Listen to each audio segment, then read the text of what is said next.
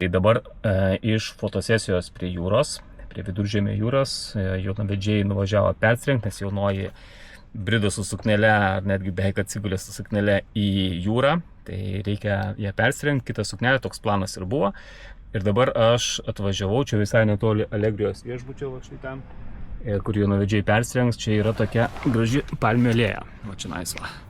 Ir prie tos palmių alėjos, tiksliau toj palmių alėjai, aš noriu padaryti ir labai greitai, kai jaunavedžiai pro čia važiuos, naktinę nuotrauką. Tai planas toksai, kad alėja eina, kadangi toks kaip iš šonų, toks kaip takas gaunasi palmių alėjų, tai pasišviesiu su blikste iš galo, yra va štai paleidėjas, priėmėjas blikstės ir ten yra ant fotoaparato paleidėjas. Ir dabar reikia tik korektiškai pastatyti blikstę ir parinkti tam tikrą atstumą, kompoziciją ir šauti. Jaunavedžiai stovės, žiūrės vienas į kitą, nes turi būti profiliukai, kadangi bus pašviesta iš galo ir hopefully, toksai kaip tikiuosi, kad bus matysis ir tiek palmės, tiek tas kelias, tiek jaunavedžiai bus apšviesti.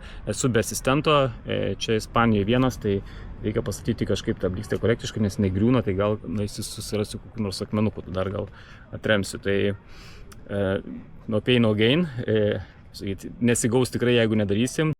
Ok, tai blikstą pastačiau taip, nežinau kiek čia matosi, pasirėmiau su akmenukais, pasižiūrim ar veikia. O taip, veikia ir gerai.